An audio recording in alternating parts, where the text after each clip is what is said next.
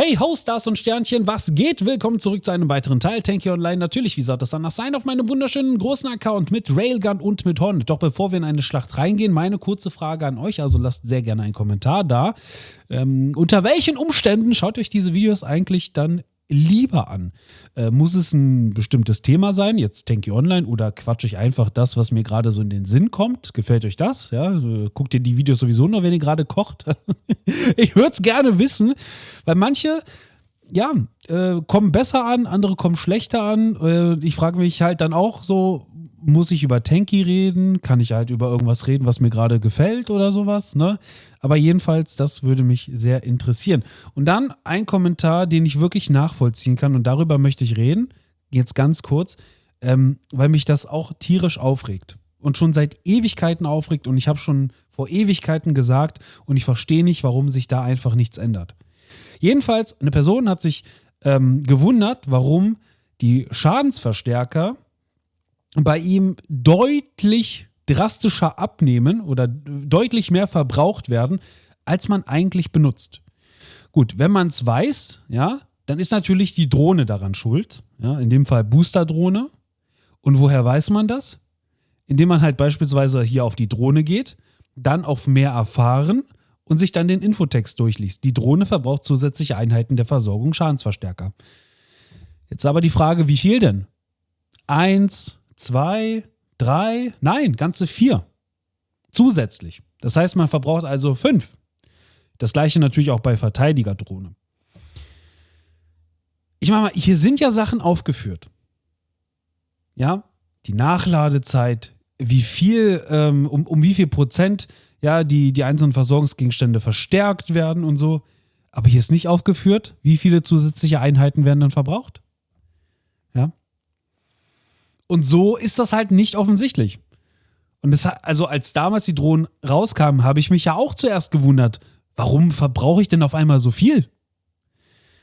Ja, wer übrigens nicht extra etwas verbrauchen möchte, der muss halt Brutus nehmen. Ja? Der hat dann da keinen zusätzlichen Verbrauch, nur mal so am Rande. Aber da gibt es ja diese neue Drohne, ne, für neue Spieler, Orakel oder irgendwie sowas. Ich weiß jetzt gar nicht mehr, was die genau macht, aber ist ja auch egal. Jedenfalls, ja, es geht nur darum, warum führt man einfach diese Sachen hier nicht explizit auf? Okay, woher weiß man, dass das jetzt 5 verbraucht? Na, also entweder man guckt extra wirklich selber nach, ja, oder man weiß, es gibt ein Tanky-Wiki und da steht alles drin. Ist ja schön und gut, dass da alles drin steht, aber warum steht es nicht hier? Genau das Gleiche haben wir halt, oder noch schlimmer eigentlich, haben wir hier bei den Variationen. Bei Excalibur kann man noch sagen, okay, da steht vielleicht noch ein bisschen was drin, was mir helfen könnte. Ja, auch, aber hier müssen wir wieder draufgehen auf mehr erfahren. Und dann haben wir hier irgendeinen Infotext. Schwerer kritischer Schaden. Die Chance auf kritischen Schaden erhöht sich mit jedem Schuss. Soweit so gut, dann steht hier später, bla bla bla, hat der zweite Schuss eine Chance auf kritischen Treffer von 50% und so weiter. Dann wird das hier erklärt. Ja, aber es wird ja auch der Schaden verstärkt. Na, aber um wie viel wird denn hier der Schaden verstärkt? Das Gleiche, ne, diese Frage wird hier dann nicht beantwortet in dem Text. Genauso Excelsior. Verbessert die wichtigsten Parameter der Waffe, ohne ihre Mechanik zu verändern. Das ist ja schön und gut. Aber um wie viel denn?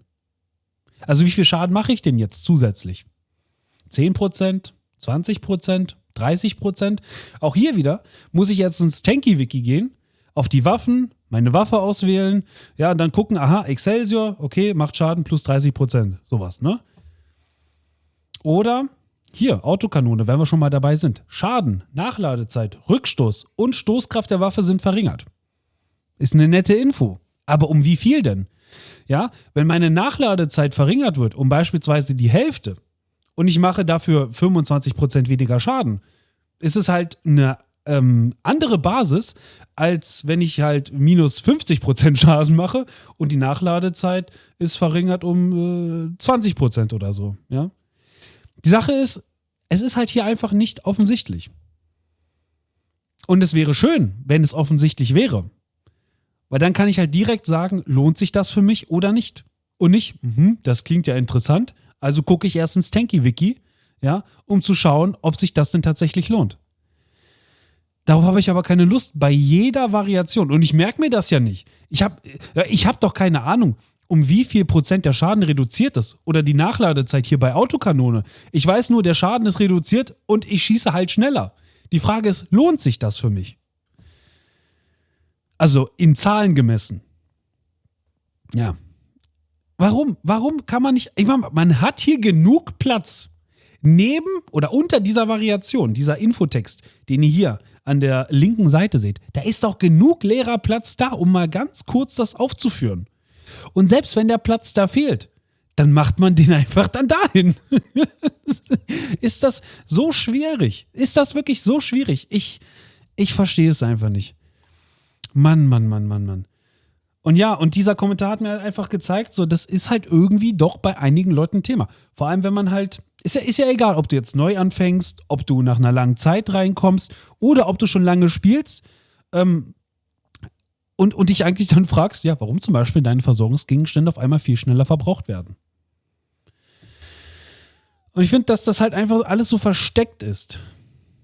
Das ist halt einfach nicht schön, ja. Das ist einfach nicht schön. Manche Sachen werden dir angezeigt, das ist schön und gut, dass du halt beispielsweise weißt, wie viel dein Wasp-Panzer aushält oder wie schnell der ist. Das ist ja schön und gut. Aber warum denn nicht bei den Variationen? Ja? Warum sehe ich das dort nicht? Was denn genau diese Variation macht? Ja? Im Detail. Und zwar an Zahlen gemessen. Weil das zeigt mir dann, ob sich das für mich lohnt oder nicht. Wie gesagt. Ja? Weil jede Variation, bis jetzt auf Excelsior, hat ja Vor- und Nachteile. Ne? Zum Beispiel jetzt halt Autokanone, nehmen wir jetzt mal als Beispiel.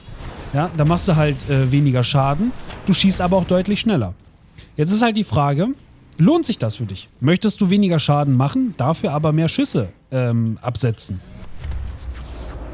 Aber wenn du halt nicht weißt, wie viel denn jetzt in Zahlen, ne, ist es schwer abzuschätzen. Musst du halt dann erst ausprobieren. Aber du hast ja auch da wieder keine Zahlen, ja.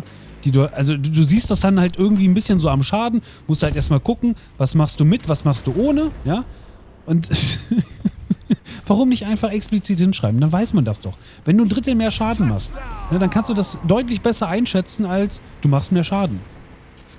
Punkt. So, tut mir leid, aber darüber muss ich mich jetzt einfach mal aufregen, weil das ist so ein Ding, ja, das gibt's schon seit Ewigkeiten. Und wie gesagt, wenn man halt weiß, dass das im Tanky-Wiki steht, ja, dann kann man da halt reingucken und dann findet man da die Antwort. Aber ich kann mir ja auch nicht alles merken. Ja? Ich kann mir ja nicht für jede Variation merken, wie die jetzt im Detail meine Parameter ändert. Ich weiß dann halt nur aus Erfahrungswerten, ja, das lohnt sich oder, naja, das lohnt sich nicht so für mich. Ja, aber was ist, wenn ich die jetzt halt dann doch ein halbes Jahr oder so nicht gespielt habe? Ja, weiß ich das dann noch so, wie gut die unbedingt war? Oder will ich denn nicht doch lieber mal die Zahlen haben? Die einfach die nackten Zahlen haben, ja, dass ich das da einfach für mich besser einschätzen kann. Ja, es wäre schön. Es wäre schön, wenn es so wäre, aber ich verstehe halt auch nicht, ja, es kostet Zeit, das Ganze zu machen, diese ganzen Informationen da einzutragen. Ja, das muss halt jemand machen und das kostet Zeit. Es muss übersetzt werden, was auch immer. Ist ja alles selbstverständlich und vielleicht hat das auch nicht die höchste Priorität. Ist okay. Aber trotzdem. Warum macht man das nicht irgendwann mal, ja? Es wäre so ein schönes Quality of Life Update. Wisst ihr, was ich meine? Ja, um mal hier Fachbegriffe zu verwenden. Ja, es ist einfach so. Es regt mich halt auf, ne? Und man kann es nicht anders sagen. Es ist schade. Es ist wirklich schade, weil ich damit halt sehr wenig anfangen kann. Dann kriege ich halt irgendeine Variation, beispielsweise durch ein Event oder durch einen Container. Dann kriege ich halt irgendeine Variation rein und das hört sich im ersten Moment gar nicht mal so schlecht an. So, dann nutze ich die und denke mir, oh, jetzt geht's so richtig ab und ich merke, die ist überhaupt nichts für mich. Ja? Weil sich das halt einfach nicht so lohnt, weil ich vielleicht andere Vorstellungen hatte von dem Text, ne, der mir da halt gezeigt wird. Und das verhält sich dann halt nicht so in der Realität. Weil man da halt denkt, oh, ich mache mehr Schaden, das wird vielleicht deutlich mehr Schaden sein. Aber wie viel ist denn jetzt mehr Schaden? Ja? sind mehr Schaden 10%. Was ist deutlich mehr Schaden? Ist deutlich mehr Schaden 20%? 30%? Das Doppelte? Ne, wisst ihr? Das ist halt so, da ist zu viel Spielraum für Interpretation da.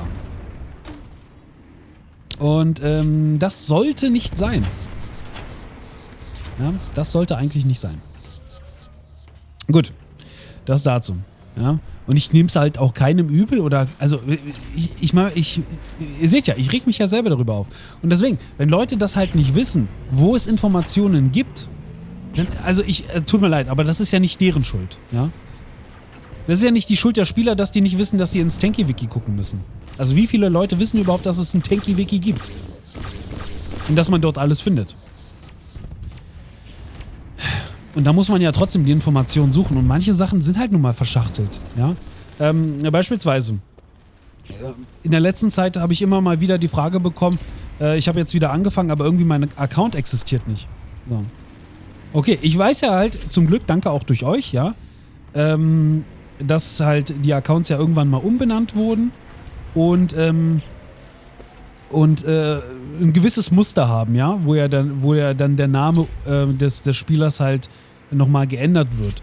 Ja, dass halt der eigentliche Name frei wird und dann fängt das ja an mit R unterstrich, ja, und dann halt ein Name und dann vielleicht noch eine Zahl, wenn es denn sein muss. So. Und das steht ja auch im Tanky-Wiki. Ist das nicht schön? Ist das nicht schön, dass es im Tanky-Wiki steht? Muss er halt aber erstmal suchen. Ja. Also ich meine, es ist schön, dass es da steht, gar keine Frage. Das soll jetzt hier nicht irgendwie so klingen, als wäre das schwachsinnig, dass es da steht. Nein, das ist wirklich schön, dass es da steht, ja. Also, das meine ich genau so.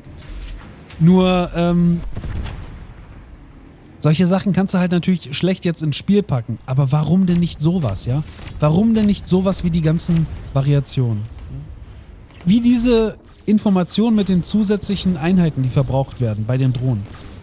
Es wäre schon wichtig, zu wissen, wie viel ich denn jetzt extra verbrauche. Weil wenn ich nur, sagen wir mal, 1000 Schutzplatten habe als Versorgungsgegenstand und ich möchte jetzt halt unbedingt die Verteidigerdrohne nutzen und ich verbrauche aber schon 5 pro aktiviertem Versorgungsgegenstand. Okay, dann halte ich damit nicht lange durch, ne? Wenn ich halt so Tag für Tag spiele. Aber wenn ich das vorher weiß, okay, ich verbrauche hier 5 Einheiten jedes Mal, ne? Dann kann ich halt mir überlegen, lohnt sich das oder lohnt sich das nicht? Ja, und nicht, ich spiele halt einfach in meinem Autopilot, so wie ich halt spiele. Und irgendwann wundere ich mich, warum habe ich denn nur noch 10 Versorgungsgegenstände? So, ja, jetzt mal drastisch gesprochen. Weil man halt nicht immer auf das achtet, ja, wie viel hat man denn jetzt hier noch übrig und so. Ja, und dann wundert man sich halt irgendwann vielleicht, huch, ich habe ja gar keine mehr. Ja. So, egal, das wollte ich jedenfalls mal ansprechen, weil, ja, ich finde das halt schon wichtig, dass das halt einfach mal, also dass es halt wirklich Informationen gibt, die auf einem Blick erkennbar sind. Ach, verdammt. Schade, ich dachte, ich treffe den, aber dann hat er natürlich im richtigen Moment geschossen. Ja, ist das klar. Also der Railgun-Spieler hinter dem anderen. Ja, ist klar. So. Gut. Ja. Ich glaube, das würde wahrscheinlich auch so ein bisschen dann... Oh. Schade. Ein bisschen auch den Leuten helfen, ja, wenn sie halt die Frage stellen, welche Variation lohnt sich denn? Na, dann kann man sagen, okay, guck dir mal die an, die du hast. Ja, also was anderes kannst du ja eh nicht machen. Wenn du nicht gerade irgendwo eine Variation vielleicht kaufen kannst, ja, musst du halt nur mit dem spielen, was du hast. Aber wenn man dann halt einfach sagen kann, ja, guck dir doch deine Variation an, da siehst du ja, wie viel machst du jetzt mehr Schaden oder was auch immer, ja, oder wie schnell schießt du jetzt und so weiter und so fort. Ja, das kann man dann halt einfach viel angenehmer kommunizieren. So, und dann weiß man ja auch Bescheid. Dann weiß man einfach Bescheid, okay, cool. Ich habe jetzt hier keine gute Variation scheinbar. Beispielsweise, ne? Weil ich vielleicht irgendwie ein bisschen mehr Schaden mache. Hier Adrenalin, ja. Adrenalin zum Beispiel, ne, ist ja eine Variation, die man vielleicht recht schnell für alle Waffen hat. Sage ich jetzt einfach mal. Okay. Ich unterstelle das jetzt einfach mal. Na? Und da steht ja halt auch, je weniger Leben du hast, desto mehr Schaden machst du. Ne? Die Frage ist halt aber, in welchem Verhältnis denn? Ja? Und wie viel maximalen Schaden mache ich denn jetzt mehr? Das hört sich vielleicht erstmal ganz cool an, aber eventuell ist man dann auch enttäuscht. Weil man dann halt schon hier komplett fast ausgeblutet rumfährt, weil man kaum noch Leben hat und man sich denkt, okay, eigentlich hätte ich jetzt mehr Schaden erwartet. Ja, für das bisschen Leben, was ich habe. Deswegen, es sind halt einfach Erwartungen, die dann da sind, ja, weil man halt diesen Text dann liest. Aber wie gesagt, wenn man halt keine Zahlen hat, kann man das schwer einordnen. Ja. So. Das, eigentlich habe ich jetzt schon viel zu lange über das Thema geredet, ne? Es tut mir leid, aber ihr wisst ja, wenn ich mich so einmal ein bisschen aufrege, dann, dann ist kein Halten mehr. Dann geht's richtig los. Ne? Ja. Ja, tut mir leid, aber ist halt so. Ne? Wie gesagt, ich mache da keinem Spieler einen Vorwurf, der sowas halt nicht weiß. Ne? Ja. So. Gut. Das jedenfalls dazu. Wie findet ihr eigentlich meine Farbe, die ich hier habe? Wisst ihr, woran mich diese Farbe so ein bisschen erinnert? Also jedenfalls vom Farbschema her. Schon so ein bisschen an den Kanal hier, oder? So dieses Dunkle, dieses Dunkelblau, das Rot. Ich könnte jetzt im Grunde sagen, hey Leute, das ist meine eigene Farbe. Ja, ist das nicht toll? Ja, okay, wäre natürlich schön, wenn da ein Stern wäre, statt irgendwie eine Mine, ne? Aber okay. Der Anfang ist getan. Das ist der erste Schritt, das ist so gesehen der Teaser zu meiner eigenen Farbe. Die dann hoffentlich irgendwann kommt. So. Ja, aber gut, zunächst einmal verlieren wir hier diese Runde, aber ich bin gar nicht mal so schlecht. 22:15. Ja. Und das mit Railgun, obwohl ich ja jetzt nicht unbedingt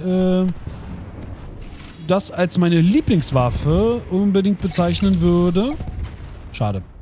Kann es eigentlich sein, dass ich in dieser Runde nicht einmal meinen Overdrive aktiviert habe? Fällt mir gerade so auf. Da seht ihr mal, ich habe mich so sehr aufgeregt, dass mir sowas nicht mal aufgefallen ist. Ja. Ach komm. Ah. Ja, sehr, sehr toll. Ach komm. Der da hinten versteckt sich natürlich im richtigen Moment. So, kriegen wir den da? Nein, natürlich nicht. Ich dachte, wenn ich noch so ein bisschen vorfahre, dann viel... sehr gut. Sehr, sehr schön. Ja, ich kann nur sagen, Excalibur ist eine Variation für Railgun, die sich lohnt. Ja, also das ist so die einzige, vielleicht noch Excelsior, aber ansonsten muss ich sagen, dass mit Excalibur Railgun auch wieder ein bisschen Spaß macht. Aber wie gesagt, das mit den kritischen Treffern, das ist schon wirklich, wirklich gut. Und vor allem, dass man halt auch mehr Schaden macht, ja. Auch sehr, sehr toll. So. Aber gut, leider bringt uns das alles... Okay. Parkour. Leider bringt uns das alles sehr, sehr wenig. Wir sind trotzdem hier am Verlieren. Aber immerhin 30 Sekunden und dann ist das Ganze hier auch schon wieder vorbei. Dann müssen wir uns das hier nicht mehr antun. Wir haben uns trotzdem gut geschlagen. Am Ende waren wir aber dennoch einfach viel zu schlecht. Liegt natürlich nicht an mir. Das will ich nur mal dazu sagen. An mir liegt es natürlich nicht. Ich hätte fast einen Punkt gemacht. Vielleicht, wenn ich ihn gemacht hätte, ja, das hätte nochmal uns eventuell ein bisschen Schwung gegeben. Aber okay, ich bin im prima Mittelfeld hier gelandet. 400 Punkte habe ich gemacht. Und wie gesagt, ich bin ja jetzt nicht gerade der Railgun-Spieler. Und dafür fand ich, war das jetzt am Ende in Ordnung. So. Also insofern alles tipptopp. Gut, bis auf die Niederlage, das ist klar. Ich habe ja hier auch Missionen, ja, gewinne 3-mal. Sowas kann ich vergessen. Sowas kann ich vergessen. Das funktioniert nicht bei mir. Gut. Ja, ich hoffe dennoch, dass es euch gefallen hat. Und in dem Sinne, macht es gut oder auch besser. Rinjehauen, ist ja klar.